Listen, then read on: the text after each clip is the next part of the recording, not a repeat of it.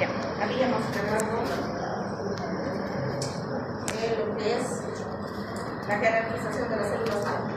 Las células madre, como bien dice en la anterior clase, son las células de donde provienen todas las líneas celulares del organismo. Así que dicho, todas nacen a partir de una célula única, producto de la fecundación óvulo espermatozoide, que es el cigoto. El cigoto es la célula madre topipotencial capaz de generar otros tipos de células, capaz de generar un ser humano entero, que es capaz de reproducirse o generar una célula exactamente igual, una idéntica con la misma carga genética, pero también tiene la facultad de diferenciarse en otros tipos de células, como es el caso de las células pluripotenciales. Habíamos visto que después de la fecundación del cigoto, el siguiente paso es la mórula. La mórula es un ejemplo de una célula madre pluripotencial. Después de la mórula viene esto, que es el blastocisto, que es ya una especificación de un tipo celular, de una línea específica de células. Van a sacar una hoja y van a poner su nombre, por favor, no se van a olvidar. Que de la célula, perdón, de la capa externa provienen, se diferencian en un solo tipo de células. En este caso, va a dar origen a la placenta. En cambio, de la parte interna, esta parte de acá, pues van a diferenciarse otros tipos de líneas celulares que van a originar otras células con distintas características. Y es así que del blastocisto se genera endodermo, mesodermo y ectodermo, donde van a diferenciarse y madurar a células altamente específicas. Entonces, tenemos nosotros a las pluripotentes, que son el ejemplo más claro de eso es la mórula, y de las pluripotenciales se van a diferenciar en dos líneas específicas. Unas que son las multipotentes, capaces de generar ectodermo, mesodermo, endodermo, y otra que son las unipotenciales, que van a generar un tipo específico de células. Estas ya sean, por ejemplo, van a ir a formar huesos, tejidos, nervios, sobre todo sistema nervioso central. Ustedes saben que el sistema nervioso central no tiene la capacidad de autogenerarse. Entonces, son células ya especializadas. Los huesos, si bien pueden eventualmente volver a estructurarse, tardan más tiempo. No es como la médula ósea que de la piel y el tracto gastrointestinal, que son células que están en constante recarga. Entonces, la línea celular exclusivamente sanguínea se deriva de una única célula que se llama hemocitoblasto. El hemocitoblasto es el que va a generar diferenciarse en la célula madre mieloide y la célula madre linfoide, que son dos tipos específicos de células, de las cuales se van a generar el resto de las células sanguíneas. De la línea mieloide se va a formar el megakardioblasto, que van a dar origen a las plaquetas, el proeritroblasto, eritrocitos, el mieloblasto, las líneas celulares granulocíticas, el monoblasto, monocitos, y de la línea linfoide se van a generar los linfocitos. Primero vamos a tener a la célula madre linfoide, que va a dar origen al linfoblasto, que va a dar origen a dos tipos de células, a las células natural killer y a las células TIG. Esta célula se denomina linfocito pequeño porque es un prolinfocito, o linfocito pequeño, así se denomina, de los cuales por requerimiento van a dar origen a los linfocitos T y a los linfocitos T. Entonces aquí tenemos un pequeño resumen de lo que es la diferenciación. Esta parte es diferenciación. se lleva a cabo en médula ósea. Tenemos a la célula mieloide, que va a dar origen a las unidades formadoras de colonias. Se denominan unidades formadoras de colonias porque estas células, por estímulos específicos, recién van a diferenciarse en las distintas líneas. Y tenemos a la unidad formadora de colonias megacariocíticas, granulocíticas, que recién va a dar origen a la unidad formadora de granulocitos, los basófilos monocitos, y a la unidad formadora de mieloblastos. Estas diapositivas más tarde ustedes vean que existen estímulos, sustancias, citoquinas que van a generar por necesidad los distintos tipos de líneas celulares. Por ejemplo, ustedes se fijan, la interleuquina es uno de los estimulantes más importantes de la mayoría de las líneas sanguíneas. Y esto generalmente se presenta en procesos inflamatorios. ¿Qué es lo que sucede en un proceso inflamatorio? Van a ir los neutrófilos maduros al lugar del proceso inflamatorio para eliminar a la nox que está provocando esta lesión. Y van a destruirse, se van a autodestruir los neutrófilos. Entonces, cuando baja el número de neutrófilos, ¿qué es lo que hace la médula? Comienza a producir grandes cantidades para reemplazar las células. Entonces, al generarse interleuquinas, se genera producción de las líneas celulares. Estas interleuquinas son las que van a obligar a la médula ósea a producir las distintas líneas. Esta partecita quiero que la tengas bien en la cabeza. Todas las células inmaduras, todas las líneas inmaduras están en médula. Los prolinfoblasto, pronormocito, prolinfocito están en médula. Son células inmaduras. A sangre periférica entran solo células maduras, plaquetas, eritrocitos, eosinófilos, basófilos. Y a tejidos van a entrar solo las células altamente especializadas. Estas sufren recambio, estas muy rara vez sufren recambio. Por lo tanto, son células altamente especializadas, con una función única. Hay células, como vamos a ver más adelante, que de la más indiferenciada van directamente a convertirse en una célula altamente especializada y no pasa por distintos grados de maduración, como es el caso de los eritrocitos, como es el caso de los leucocitos. Entonces aquí tenemos varias diapositivas en lo que vamos a encontrar nichos de células diferenciadas. ¿Por qué son células indiferenciadas? Ustedes van acá, ese es un eritrocito maduro.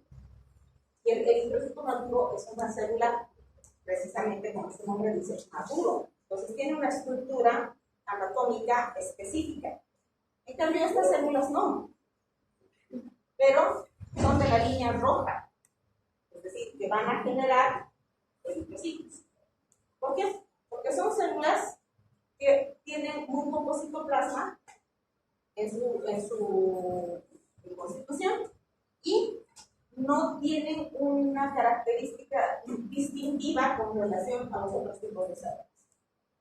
Ustedes ven acá, bueno, son de la línea eritroide, son células que no tienen especificaciones, es decir, no tienen un núcleo específico, no tienen en su contenido citoplasmático gránulos específicos. Entonces son células maduras.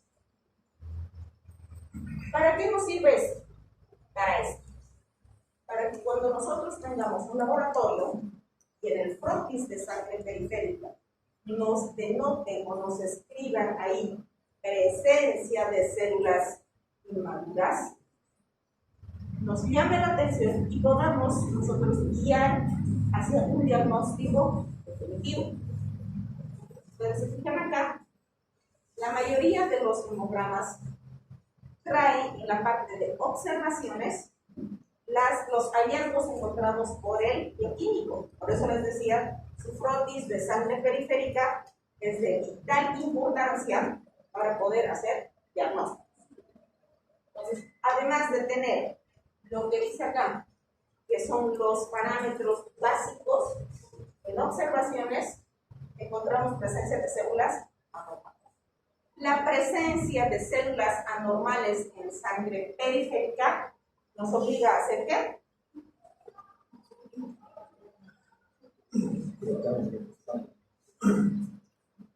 ¿A qué nos obliga? Aspirado de médula y biopsia. Aspirado y biopsia de médula. Porque si yo tengo anormalidades estructurales en sangre periférica, quiere decir que mi médula tiene problemas para generar células maduras morfológicamente normales. Entonces, si yo encuentro células raras, tengo la obligación, en el caso de ustedes, como médicos generales, derivar a mi paciente a hematología o derivarlo a oncología. Y tenemos aquí casos clínicos que ustedes van a ver.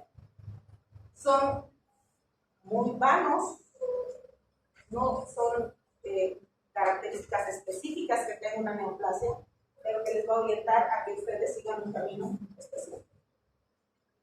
Este es el caso de una niña de 3 años que fue a pediatría, al servicio de pediatría por presentar cojera. Y esta cojera iba en progresión. A la exploración física simplemente había dolor a la palpación en ambas rodillas. Había una marcha asimétrica, es decir, se notaba la cojera de la niña, y había una asimetría izquierda-derecha. La impresión diagnóstica fue una cojera que probablemente se haya debido a algún trauma, alguna caída, alguna lesión de la niña que haya pisado mal, una cosa de esas. Entonces se le ha iniciado tratamiento con el famoso ibuprofeno, que actualmente está descontinuado en los niños, pero siguen dando. Como no mejoraba el cuadro, después de un tiempo perentorio, los padres vuelven a llevar a la niña y esa cojera había aumentado. Fue hospitalizada precisamente para estudiar la condición de la niña. En la ecografía y en la radiografía de cadera y de columna se encontraron algunos detalles que no eran específicos. Fue hospitalizada y se encontró, clínicamente no había ninguna alteración, más que ese defecto que ella tenía al pisar, además de que sentía dolor en el talón. La impresión diagnóstica que se dio en ese entonces por el pediatra, porque claro, los niños con clítoris no tienen la curva y tienden a hacer a un lado el piecito, y eso provoca mucho dolor, y todo el mundo pensó que era esa la situación. Entonces se le dio medicación, pero no se encontró progreso, y es que fue derivada entonces a un pediatra. Si ustedes se fijan acá, el pediatra simplemente se ha limitado a hacer, le duele su pie, radiografía. Podemos hacer una resonancia, podemos hacer una ecografía, pero no había resultados de laboratorio, porque nunca se le pidió, no había sintomatología. Oncopediatra le hace su examen de laboratorio y encuentra los síntomas. Leucocitos de 4.800, 300 neutrófilos. Estos 300 neutrófilos, yo les decía, en oncología y en hematología no manejamos porcentajes. No se olviden que el porcentaje de neutrófilos es de 45 a 65. Nosotros manejamos números absolutos porque para nosotros ese es un dato mucho más fidedigno. Pero bueno, entonces tenía 3.5% de neutrófilos, 0.5% de monocitos, monocitos y leucocitos 95.3%. Linfocitos, ¿cuánto es el número normal? ¿Cuánto es el normal de linfocitos? es lo que más se dice.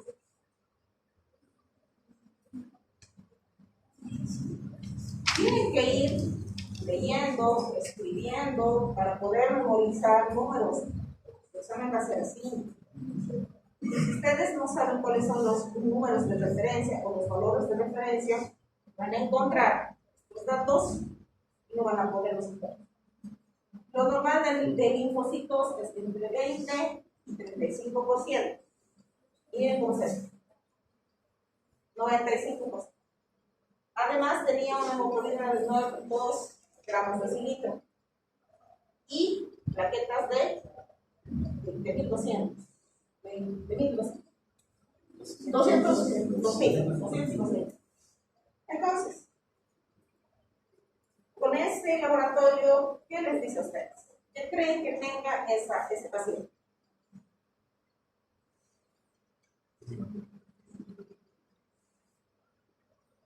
¿Qué les he dicho cuando hay un exceso de linfocitos? ¿En qué tengo que pensar?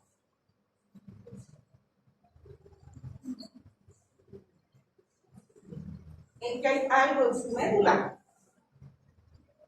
porque eso no es normal. Su médula está produciendo un exceso de linfocitos. ¿Qué son los linfocitos?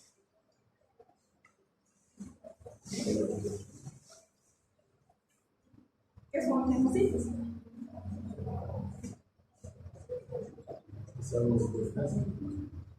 Que participan junto con el sistema inmunológico en generar anticuerpos. Eso hacen los linfocitos. Entonces, ¿cuál es la razón por la que haya tantos linfocitos? Su sistema inmunológico se está defendiendo de algo. En este caso, de una neoplasia. Entonces, él ha hecho su aspirado de médula y se ha encontrado serie blanca, 6.4% de morfología normal. No habían alteraciones morfológicas. Se ha encontrado la serie roja, 3.4%, el sistema linfoplasmocitario de 88.2%. Células plasmáticas moderadas, anisocitosis, general de talla mediana grande y ocasionalmente mediana grande y alta relación núcleo-citoplasma. Entonces han encontrado una gran cantidad de células maduras. A eso se llaman blastos.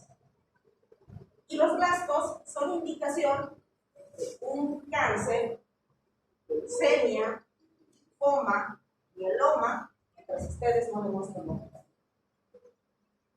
Entonces, aquí lo que les ha obligado a pedir su aspirado de médula es esto, su hemograma. Porque si no le hubieran pedido el hemograma, nunca le hubieran hecho su aspirado de médula. Por lo tanto, nunca hubieran llegado al diagnóstico de una leucemia.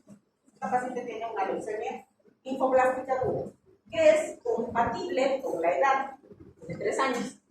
Las leucemias agudas son más frecuentes en los niños. Entonces se ha hecho su aspirado de médula, se ha hecho su inmunohistoquímica y a esta paciente se le ha realizado un trasplante de médula. ¿Para qué? Para, además de hacer diagnóstico, se han sacado células madre pluripotenciales para generarle a esta paciente un tratamiento curativo. Entonces, aquí vamos nuevamente a la necesidad de conocer cuáles son las células madre, qué podemos hacer con estas células y dónde las podemos usar. Aquí no hay células madre pluripotenciales, porque las células que pasan por el cordón ya van a generar tejidos específicos. Dentro de estos está el endodermo. El endodermo es el que nos va a generar parte de la línea sanguínea. Entonces, esto no solo me sirve como diagnóstico, me sirve también como tratamiento. Entonces, la médula ósea es un órgano muy complejo que tiene la función primordial de la hematopoiesis, generar todas las líneas celulares en la sangre. También hemos visto que la biopsia y el aspirado son técnicas complementarias, no son técnicas individuales. Ahora, existen patologías, como es el caso de los linfomas, por ejemplo, que no necesito biopsia. Con solo el aspirado es suficiente para hacer todo el recuento y además hacer inmunohistoquímica. Pero nos permite evaluar a nosotros el estado medular, que es en el caso de esa niña, mi diagnóstico ha salido del aspirado de médula.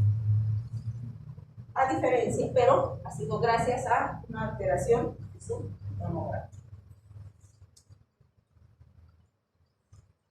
Y hemos podido observar que es también posible distinguir a grandes rasgos las células más indiferenciadas de las células.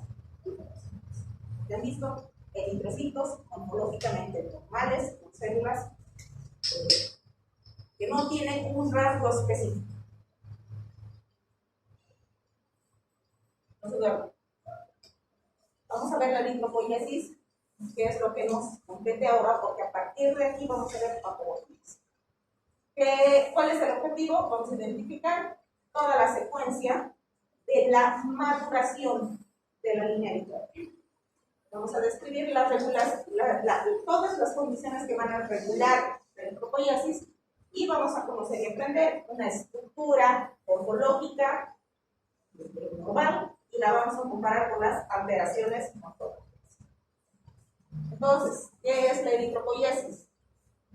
¿Cuál es el objetivo de la eritropoiesis? Es mantener un número estable de células en circulación, de sangre periférica, y que cubra todos los requerimientos del organismo. ¿Cuál es el inductor? La linfoxia. Cuando no hay buena oxigenación, se desencadenan los mecanismos que van a obligar a la médula a producir toda la línea eritropoiesis. En este caso, va a estimular la producción de la hormona eritropoietina, que es la que va a ordenar a la médula a que inicie la producción de eritrocitos. Les decía, uno de los inductores principales es la interleuquina. ¿Qué es lo que le pasa a la célula cuando no tiene oxígeno? Fisiología. ¿Qué le pasa a una célula cualquiera cuando no tiene oxígeno? Más fuerte. ¿Qué le pasa a una célula cuando no tiene oxígeno? Entra en apoptosis. Entra en apoptosis porque es una célula que se está asfixiando y dice, me estoy muriendo, y genéticamente se programa para su apoptosis. ¿Y qué pasa cuando una célula entra en apoptosis? Se muere. ¿Qué pasa cuando una célula se muere? ¿Qué genera? ¿Qué genera? Una inflamación. Genera una inflamación. ¿Para qué? Para que las células vengan y la fagociten, la recambien. Por lo tanto, produce interleuquina en grandes cantidades. Un factor estimulante de la eritropoiesis. Hay otras sustancias como los andrógenos, esteroides, la tiroxina, que también van a inducir a la producción de interleuquinas, pero en muy baja proporción. El inductor más importante de la eritropoiesis, por tanto, es la hipoxia, que va a generar la producción de interleuquinas. Entonces, ese es el mayor regulador. ¿Cuál es el mecanismo? Hipoxia, eritropoietina, células madre totipotenciales o células STEM, que son las que van a ser estimuladas, que van a contener un antígeno de superficie, CDS. Cuando veamos la estructura del eritrocito, se van a fijar en su membrana, tiene receptores de superficie. Estos receptores de superficie se denominan CDs. Estos CDs son los que van a captar las distintas proteínas, en este caso la eritropoietina, para la formación de eritrocitos. Luego vamos a ver a las unidades formadoras de colonias eritroides que tienen receptores para la eritropoyetina y para la transferrina, que son los CD1. La transferrina, ¿por qué? Porque la transferrina es una proteína transportadora ¿de qué? De hierro. El eritrocito necesita hierro para la hemoglobinización. Por lo tanto, necesita receptores de superficie en la membrana para poder captar el hierro. Y finalmente tenemos a la glicoforina A, que es también un receptor de superficie importante para la captación de no solamente de eritropoyetina, sino también de hierro. Y esto va a dar origen a la célula precursora, que la célula precursora va a madurar en distintas fases, como vamos a ver más adelante, y va a terminar en el reticulocito. Hasta aquí es diferenciación. A partir de aquí ya es maduración. Entonces, la maduración se limita a la formación de células maduras que van a tener una función específica dentro de la corriente sanguínea. ¿Vale? Es decir, eritrocitos, leucocitos, dentro de los leucocitos los diferenciales neutrófilos, eosinófilos, basófilos, linfocitos y plaquetas. Entonces ahí tenemos a la célula madre que por la estimulación de las interleuquinas y los factores estimulantes de colonias, así se llaman, factores estimulantes de colonias, van a dar origen a la unidad formadora de la línea eritroide. Esta unidad formadora de línea eritroide, a través de la eritropoyetina, va a comenzar a desencadenar todo el proceso de diferenciación y maduración. Y si ustedes se fijan, de cada proeritroblasto salen aproximadamente en 3 días de cada una de las células que estoy dividiendo, van a salir aproximadamente 32 células eritrocitales maduras, capaces de transportar oxígeno. Entonces, va a pasar del proeritroblasto al eritroblasto basófilo, luego el eritroblasto policromatófilo. A partir de aquí se comienza la hemoglobinización. Quiere decir que ingresa el hierro, comienza a producirse hemoglobina. Aquí no se produce nada. Es una célula indiferenciada y punto. Luego, a partir de acá comienza, en el eritroblasto policromatófilo, comienza la hemoglobinización, ya hace efecto la eritropoyetina. Luego el eritroblasto ortocromático, en el eritroblasto ortocromático, como vamos a ver más adelante, va perdiendo su núcleo, se va deshaciendo de su núcleo y finalmente se convierte en retículos. Y estos reticulocitos van a entrar a la sangre periférica en una pequeña proporción para convertirse en cuestión de un día en un eritrocito más. Entonces aquí tenemos las 2 etapas. La etapa de diferenciación y la etapa de maduración. La diferenciación dura más o menos 7 días y esto dura 3 días. Entonces, la unidad formadora de colonias, donde vamos a encontrar el eritroblasto y donde va a comenzar a entrar el hierro dentro del eritroblasto.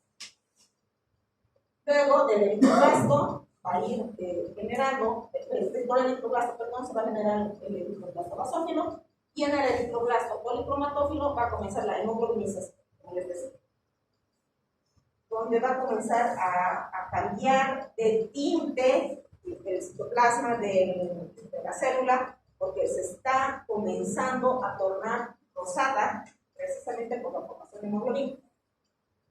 Y en la segunda etapa, que es la de maduración, van a comenzar con el ortocromático, donde van a ingresar ya la vitamina B12 y el ácido fólico para terminar de generar todas las sustancias necesarias para la vida del eritrocito. Luego, el eritroblasto ortocromatófilo se va a convertir en reticulocito y este reticulocito va a entrar a sangre periférica para convertirse en un eritrocito. Entonces aquí tenemos al hemocitoblasto, pues una célula diferenciada, no tiene características específicas, que es la que va a dar origen al proeritroblasto. Si se fijan, el proeritroblasto basófilo ya está comenzando a cambiar de color de citoplasma, porque aquí es más o menos entre lila y morado, y va a comenzar a tornarse rosadito. Va a seguir avanzando su maduración en el proeritroblasma policromatófilo, y si se fijan, su núcleo se va reduciendo en cada fase de su maduración, y va a llegar hasta el normoblasto, en el que el normoblasto se va a deshacer de sí. Es por eso que los eritrocitos son células anucleadas. Y finalmente, en fase de reticulocito, quedan todavía restos de ARN y de otras organelas. Es por eso que cuando se lo ve al microscopio, tiene una especie de puntitos. Y finalmente se va a convertir en eritrocito. Aquí de la misma manera, aquí tenemos a la eritropoietina y aquí tenemos al hierro, el cual va a terminar de estructurar a la hemoglobina. Aquí tenemos a la regulación. Hemos dicho que la eritropoietina, ¿dónde se genera la eritropoietina? En las células. ¿Qué células son? Yuxtaglomerulares del riñón. Ahí se forma la eritropoietina. Entonces, si hay una disminución de oxigenación, ¿cuáles son los órganos que sufren primero? Corazón, cerebro, riñones. Entonces, una desoxigenación tisular va a aumentar el riñón. A ver, una disminución de la oxigenación en la entrada del riñón, el riñón va a generar eritropoietina, esta eritropoietina se va a ir a médula para la formación de eritrocitos, para compensar la desoxigenación. Entonces aquí estamos, eritropoiesis, producción de eritrocitos, el tiempo de maduración 5 días, renovación 0.8% por día, y requiere de vitamina B12, eritropoietina, ácido fólico y hierro. Cualquier déficit de estas estructuras produce anemia. ¿Por qué? Porque no tiene la capacidad de generar un eritrocito que sea funcional. Entonces, vamos a hablar de los eritrocitos. Los eritrocitos son las células más abundantes en nuestro organismo y son los que nos van a permitir que se oxigenen los tejidos más periféricos. Punta de los dedos. Tiene una estructura, es un disco, que visto de frente tiene una zona central cálida, y visto de perfil es un disco cóncavo, está hundido por el centro, y que tiene dentro de su estructura, dentro de su membrana, la hemoglobina.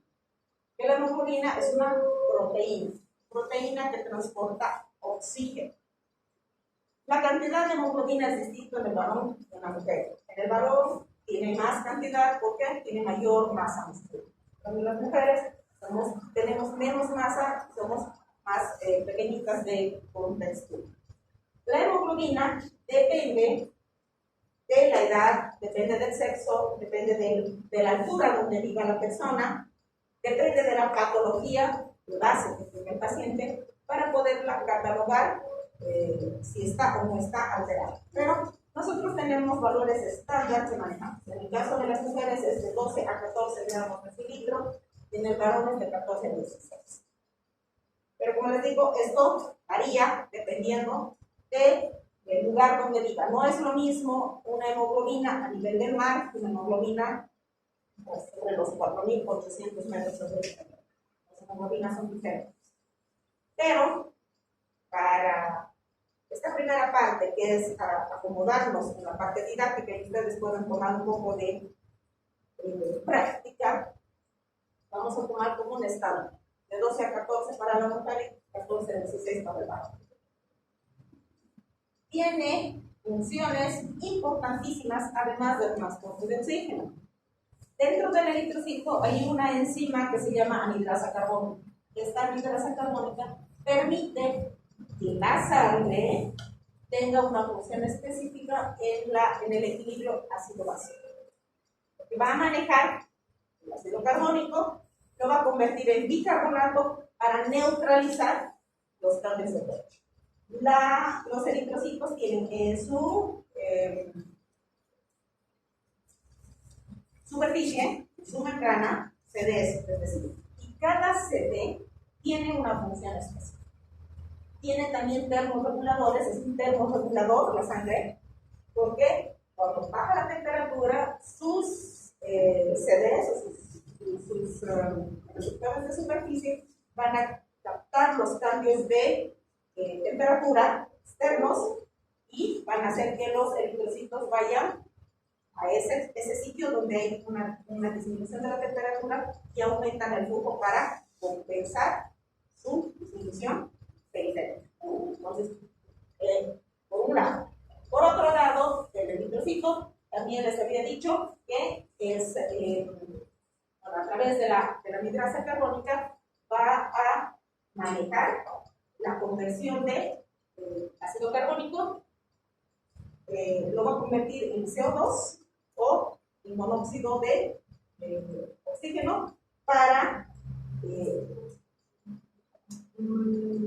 equilibrar un poco ese pH. La producción final de esas reacciones químicas que van a sacar dentro del eritrocito van a terminar en la formación de dos sustancias importantes. Uno es el bicarbonato, el otro es el cloro o el cloruro. Y finalmente la producción de calor. Esos son los productos finales bioquímicos del eritrocito. Entonces, vamos a destacar la importancia de la eritropoiesis para el mantenimiento constante del número circulante de eritrocitos. También que la eritropoietina es el fundamental regulador de la eritropoiesis, pero esta se genera a base de la disminución de la oxigenación, es decir, de una glucosa. Y que la concentración de hemoglobina es esencial para que todos los tejidos periféricos tengan su adecuada oxigenación. Bueno, hasta aquí, preguntas. Todo lo que hemos visto aquí es fisiología. No hemos visto nada de otro planeta. Hasta aquí, ustedes tienen la base. El único modo de hacer un gran trabajo es amar lo que haces. Amen lo que hacen y van a tener un buen resultado a largo plazo, van a tener satisfacciones y además todo lo que van a hacer lo van a hacer de la manera adecuada. Vamos a ver esto que es la hemoglobina. Esto sí es un dolor de cabeza. Aquí van a tener que recordar incluso hasta tener. ¿Qué es la hemoglobina? Bueno, ¿cuál es el objetivo? Vamos a puntualizar el concepto de hemoglobina, la estructura y las principales funciones. Y vamos a ver las patologías que se asocian a las alteraciones de la estructuración de la hemoglobina. ¿Qué es la hemoglobina? Es la proteína transportadora de oxígeno. Y la hemoglobina, ¿dónde comienza a producirse? Habíamos visto que se inicia en el hígado, en la vida intrauterina, y continúa en la vida adulta, pero su producción es intermitente. Es decir, es cuando tiene requerimiento de grandes cantidades, recién comienzan a producirse pequeñas proporciones de hemoglobina media. El órgano neto de producción de la hemoglobina es la hemoglobina. Entonces, aquí tenemos a la estructura de la hemoglobina. La hemoglobina tiene dos componentes, el hemo y la globina. El hemo es la parte no proteica, es la parte funcional. En cambio, la globina es la parte proteica, es la parte estructural. La hemo está constituida por 4 anillos pirrónicos, que vamos a ver cómo se forman los anillos pirrónicos, más el hierro. Ferroso. Hierro ferroso. En cambio, la globina está constituida por 2 cadenas proteicas alfa y 2 cadenas proteicas beta. Ustedes ven este chorizo de aquí, son las cadenas que contienen a este amarillito que es el hemo, más estito que está en el centro, que es el hierro, que es el que va a atraer. Entonces, por cada molécula de hierro que contiene la hemoglobina, se contiene una molécula de oxígeno. Si la molécula de hemoglobina tiene 4 hierros, van a haber 4 moléculas de oxígeno. ¿Cómo se forma la cadena proteica? Los piroles, perdón. Es la unión de dos moléculas de succinilcoenzima A la glicina. 2 de coenzima A, 2 de glicina. Van a formar un pirol. 4 piroles hacen la protoporfirina 9. Esta protoporfirina 9 es la que se va a unir al hierro. Y ese es el que va a formar el grupo hemo. El núcleo hemo se va a unir a la globina, a las 4 cadenas, y van a formar la cadena de hemoglobina. 2 cadenas alfa y 2 cadenas. Esto, la hemoglobina de la adulto, es diferente en la hemoglobina embrionaria y diferente en la hemoglobina fetal. Son diferentes. Entonces, ¿cómo se forma? ¿Dónde se forma? En la mitocondria.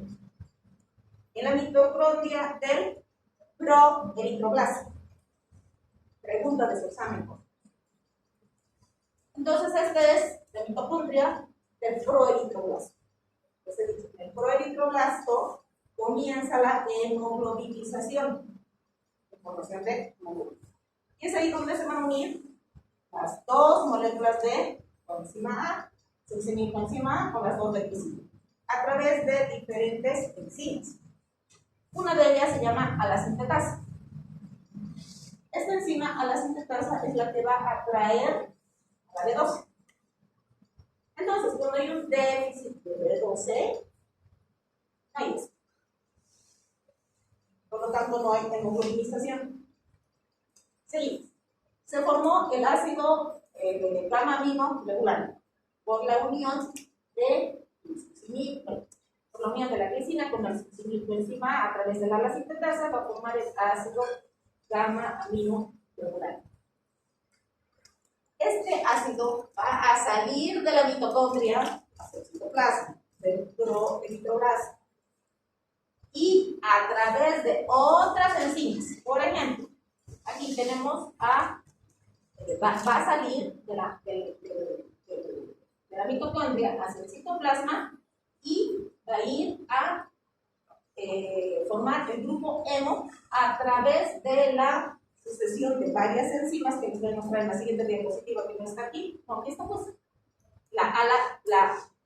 Del ácido gamma-aminolevulánico va a formarse el porfirinógeno a través de 2 enzimas, la ala-deshidratasa y la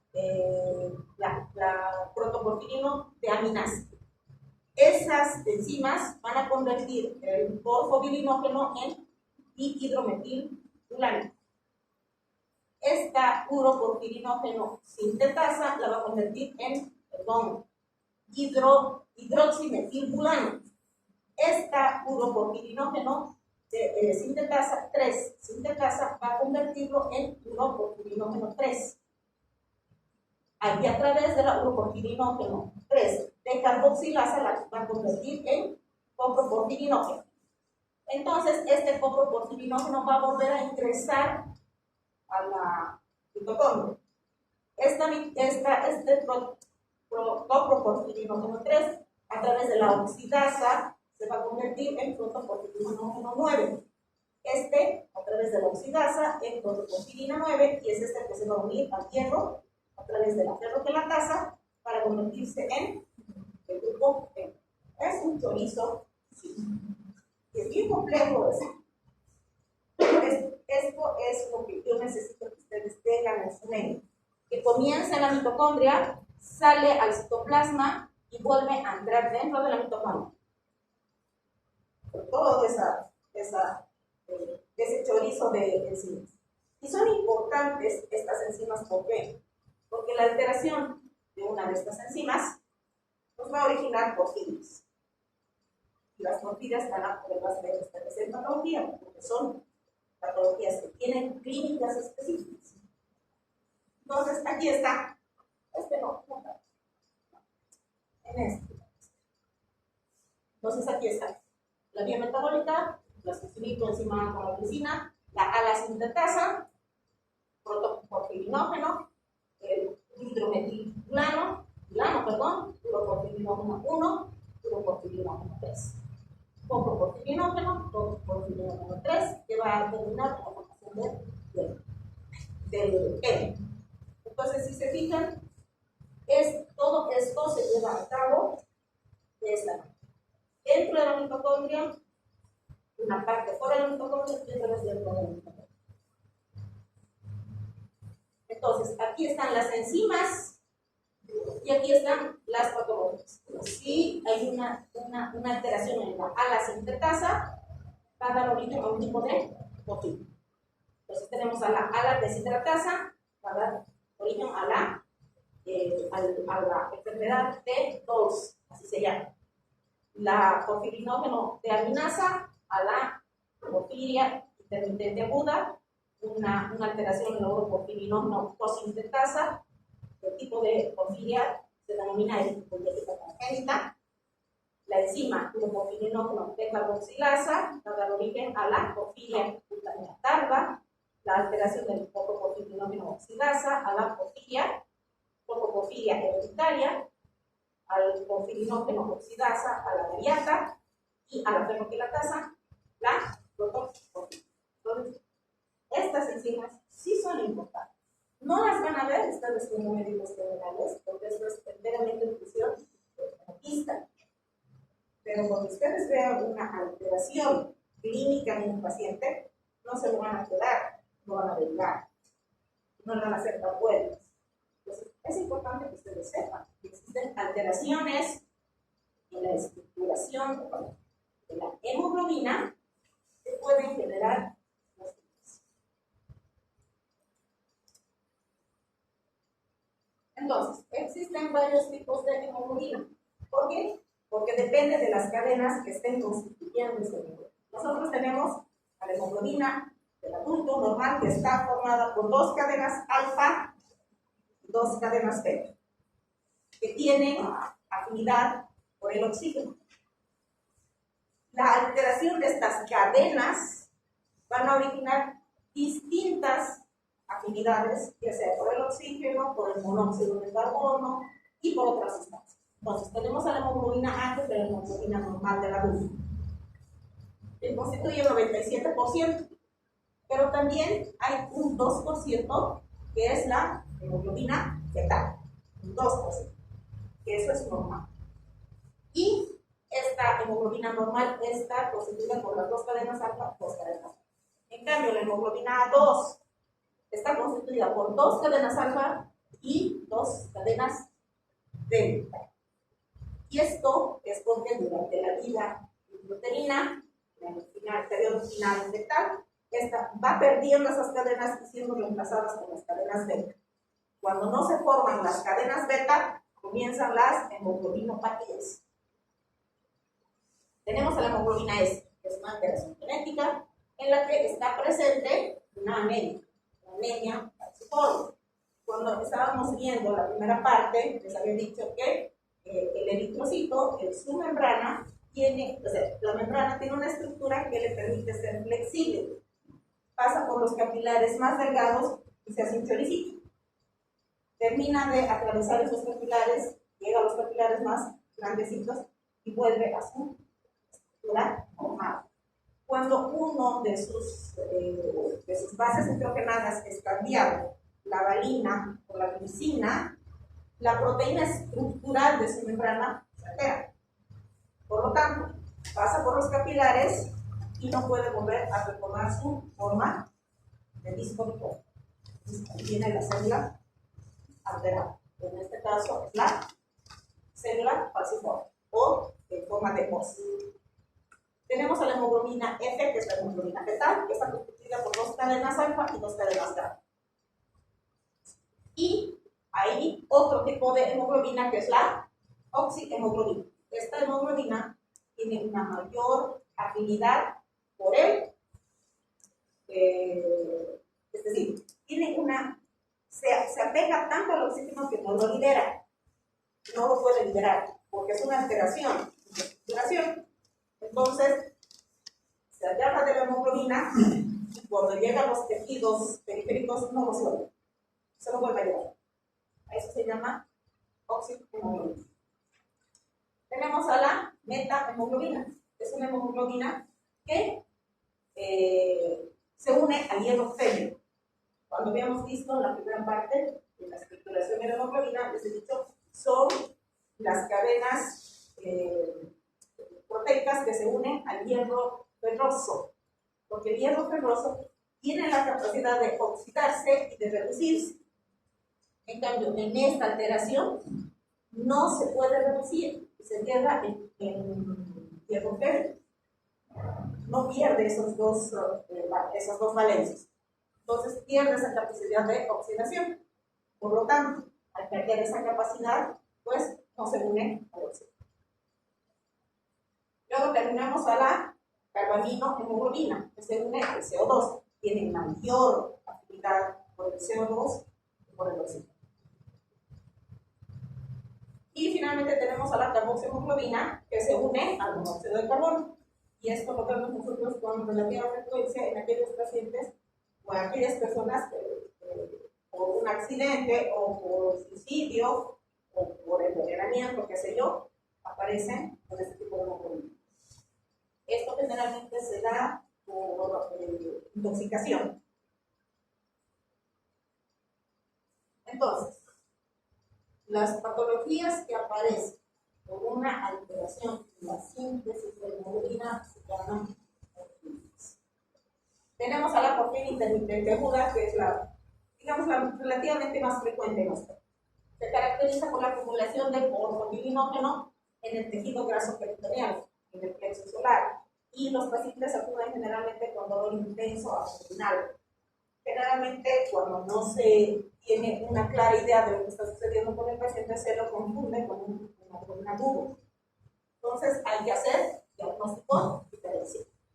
Esto se debe a que hay una deficiencia en la glucopirinógeno 1 sintetasa y glucopirinógeno 3 cosintetasa. O sea, son dos enzimas que están alteradas. Y la porfiria cutánea tarda, que es rara, en nuestro medio es rara.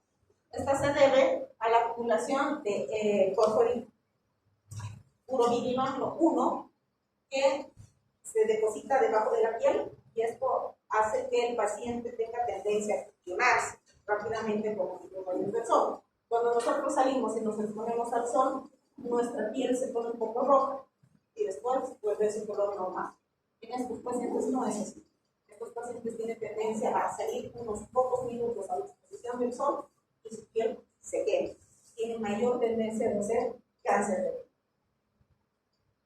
Afecta a todos los órganos internos en distintas proporciones. Todo depende de la alteración de la enzima. Aquí un poquito interviene lo que es la expresividad y penetrancia de la patología. Entonces, ustedes ven acá, este paciente tiene una porfiria intermitente, aguda. Entonces, tiene alteraciones que llaman la atención. O sea, que este paciente tiene algo. Y si ustedes se fijan, cualquiera diría que este paciente tiene lepra. Sin embargo, es una alteración enzimática por defecto genético. Entonces, si ustedes se fijan, hay alteraciones óseas, hay alteraciones a nivel de la piel, de tejidos superficiales, hay alteraciones en los órganos internos y hacer el diagnóstico pues es delicado. Esta es la porfiria cutánea. Ustedes se fijan, son lesiones que aparentan, parece una lepra. Uno piensa que esto es contagioso y no es así. Entonces se forman ampollas, estas ampollas comienzan sangrar, va a producir mucho dolor y muchas veces se la confunde con psoriasis. Entonces hay que hacer un diagnóstico. Y hay una leyenda que dice que Drácula, de la ficción, tenía una porfiria. Y si se fijan, sí tiene características similares. Tiene sus malformaciones dentales, tiene sus ojos colorados, tiene fotofobia. Generalmente son pacientes que no saben exponerse al sol, tienen una hostilidad permanente, porque cuando se exponen al sol sufren quemaduras severas y obviamente tienen rasgos, como son alteraciones óseas, tienen rasgos específicos, rasgos característicos. Aquí, los dientes comienzan a crecer porque tienen una alteración en la formación dental. Entonces, eso. Ustedes ven que la hemoglobina es una herramienta de diagnóstico incomparable. Solo con analizar la hemoglobina podemos nosotros determinar distintos tipos de patologías fuera de la mente. Hasta aquí preguntas. ¿Dudas?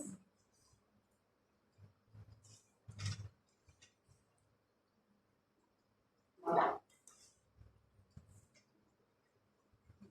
Yo les he dicho esta parte es bien árida, bien fea. Tienen que venir a estudiarlo porque es fisiología. Nosotros estamos haciendo un repaso somero a grandes rasgos de la parte que ustedes ya tienen que conocer y porque en base a esto ustedes van a hacer sus diagnósticos. Vamos a ver el catabolismo de la hemoglobina. Así como hay nacimiento de eritrocitos, el cambio de eritrocitos. Los eritrocitos tienen aproximadamente 120 días en estado normal, pero si hay una patología de vida media se acorta. Entonces el 80% se destruye a través del sistema no lo hace por recambio o destrucción de infectos. El 18% es producto de la catabolia de las hemoproteínas, las enzimas, las calasas, las hidrolasas, los citocronos, son proteínas. Esas proteínas al destruirse se convierten forman un nuevo reciclaje porque también intervienen el hierro en su formación. 1 a 2% se debe a una alteración genética constitutiva de cada persona y eso se denomina eritropoiesis sinapticas. ¿Qué significa? Que de la célula madre hemocitoblasto no llega a formarse un eritrocito en toda su diferenciación y maduración porque se encuentran alteraciones genéticas. Y cuando hay una alteración genética, pues la célula entra a apoptosis. Y esto se lleva a cabo, ya lo hemos dicho, en el sistema reticular endotelial, principalmente el vaso y los monocitos y macrófagos, porque son las células encargadas de destruir a las células. ¿Cómo se lleva a cabo? ¿Dónde se produce la destrucción? En el vaso. La célula del vaso se destruye, se rompe el eritrocito. Y el eritrocito está constituido ¿por qué? Por proteína y gel. Las proteínas se destruyen, las proteínas son la proteína, se destruyen, se convierten en aminoácidos y estos van a su reciclaje. Esa es la parte proteica. Y la parte no proteica o hemo se parte el hierro ferroso y el biliverdina. Se convierte en biliverdina. Esta biliverdina se va a convertir a través de enzimas en bilirrubina. Esta bilirrubina, al ir al hígado, se va a conjugar con el ácido glucurónico, se va a convertir en una bilirrubina indirecta o activada esta va a ir al intestino, va a darle color a la materia fecal y va a ir al riñón a darle color a la orina. Y se van a desechar por esa vía. Una parte de este hierro se va a unir a la proteína transportadora de hierro que se llama transferrina, y esta transferrina va a llevarme hierro a médula. ¿Para qué? Para la electrofóresis. Y una alteración en el transporte o en la captación de hierro médula me va a ocasionar distintos grados de. Aquí está igual, aquí está el vaso, esta es una célula del vaso, la que me va a fragmentar mi hemoglobina, y el hierro va a seguir la parte que hemos explicado, que es la médula a través de la transferrina, y la bilirrubina sobre el hígado, tracto intestinal y a. Existen patologías que condicionan la alteración de la vía, la circulación de la bilirrubina. Eso se llama TEPS. Aquí hay que hacer un poquito de hincapié en lo que es una hiperbilirubinemia cuando se icteriza. Nosotros tenemos niveles de bilirrubina que llegan al 1.9 gramos de decilitro. Hasta ahí es normal. 2 gramos de decilitro y es hiperbilirubinemia. ¿Cuándo vamos a ver hiperbilirubinemia? ¿En qué casos vamos a ver bilirrubinemia? En una obstrucción, en una falta de función hepática, o vamos a ver en una hepatitis o una destrucción hepática. Una hepatitis que va a destruir el tejido hepático. Y por encima de 2 miligramos de decilitro, recién se va a manifestar clínicamente esta hiperbilirubinemia con una ictericia. Entonces, las ictericias pueden ser prehepáticas, hepáticas y poshepáticas. La bilirrubina total es de 1 miligramo de decilitro. La bilirrubina indirecta es 0.8 y la bilirrubina directa es de 0.8. Entonces, 1 miligramo. Hasta 1.9 podemos manejarlo como una hiperbilirrubina. 2 ya es una ictericia clínica. Entonces, es decir, hay una ictericia prehepática, hepática y poshepática. En la prehepática generalmente hay acortamiento de la vida media de los eritrocitos. Es decir, hay destrucción masiva de eritrocitos antes de llegar al hígado.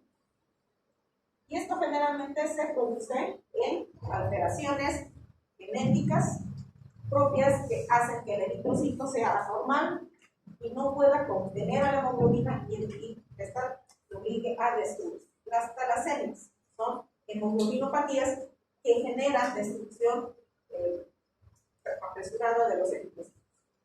Y obviamente la anemia falciforme, como hemos visto. Entonces, la causa es un acortamiento de la vida media. Y esto vamos a ver principalmente en las hemólisis. Las hemólisis las vamos a ver con mayor frecuencia en las transfusiones o en la eritroblastosis fetal por incompatibilidad de RH ADN. La hepática, pues, es una lesión propia del hígado, las hepatitis, la cirrosis, etcétera, que van a condicionar a un aumento de la destrucción de los eritrocitos. Y la poshepática es por absorción. Generalmente los hitos que se impactan en la vía de drenaje de la bilis. Esta ictericia es característica. No se olviden, parte de esta bilirrubina va a ir a teñir la arteria fecal y parte va a ir a teñir la vía urinaria del orina. Pero cuando hay una obstrucción, no hay salida de esta bilirrubina, generalmente no llega al tracto intestinal. pero por vía sanguínea sí llega a la nutrición. Entonces, ocasiona una coluria, que es una orina intensamente teñida, color caoba verduzca. No, aquí, ojo, no es como cuando los internos llegan a hacer el último año, a hacer su práctica, y el paciente quirúrgico dice, ¿cómo está su orina? O un paciente internado dice, ¿cómo está su orina? Y la orina dice, orina colúrica. Una cosa es orina concentrada, que es como té, a orina colúrica. Es con un tinte verde. Colúrica solo cuando hay un proceso de obstrucción, y concentrada cuando hay una poca hidratación y el riñón está tratando de compensar con una orina que tiene mucha mayor concentración de solutos con relación a los solutos. Y lo característico, como es una obstrucción, no hay llegada hasta el intestino, y lo que se produce son heces sin volumen. Esto es una chanchulla. Ayuda a memoria para ustedes. Porque cuando ustedes piden bilirrubinas, encuentran esto, catalogan a su pericia como prehepática, hepática o poshepática. ¿Qué es lo que sucede en la pericia prehepática? La bilirrubina total evidentemente está aumentada, pero no muy aumentada. 3, 2, 4, máximo. A expensas de la bilirrubina indirecta. Es decir, que la bilirrubina indirecta está aumentada. En cambio, la bilirrubina directa es normal. En la hepática sí está mucho más aumentada, 5, 6, 7, a expensas de la directa, porque la indirecta está normal o ligeramente alterada. Pero en la poshepática, es donde tenemos nosotros las experiencias más severas, a expensas de la directa. También la indirecta está elevada, pero no. Si ustedes piden perfil hepático y encuentran una de estas tres, ya pueden catalogar su perfil. Y esto van a encontrar muy frecuentemente en la parte de, cuando vean que entren al ser internado y vean los postquirúrgicos con la colecistetómica. Y su pacientito es mojadito. Nosotros, en el caso mío, como oncóloga, encuentro experiencias así, porque las masas tumorales comprimen la vía de drenaje de la crisis. Por lo tanto, mis pacientes llegan amarillos. Y cuando hay compromiso tumoral de toda la vía, generalmente no se les puede poner ni esto, y estos pacientes mueren intoxicados a nivel del sistema nervioso central. Eso condiciona a que haya frecuentes procesos infecciosos, de los que los pacientes oncológicos difícilmente son. Entonces, conclusión. Destacamos que la hemoglobina es una hemoproteína cargada del gaseoso, oxígeno, CO2, y es un indicador para evaluar el estado temporal de mi paciente. ¿Qué es lo primero que yo hago cuando veo mi hemograma? Hemoglobina.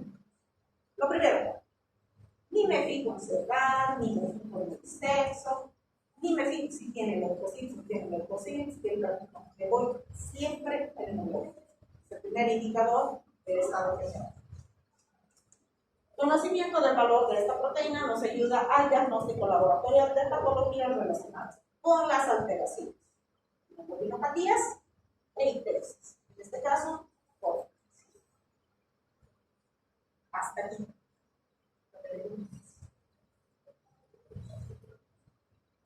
¿Todo claro? Bueno, vamos a terminar. Lo último es el metabolismo del hierro.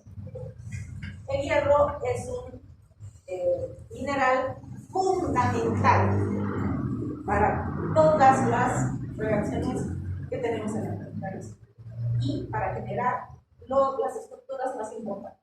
Como hemos visto, las enzimas, en este caso, la hemoglobina. Se encuentran en los alimentos, en los vegetales y principalmente en las carnes. Lamentablemente, nosotros solo absorbemos el total de hierro que consumimos el 20%. Solo el 20%. Y de este 20%, solamente el 3% se lo absorbe de las proteínas de la carne.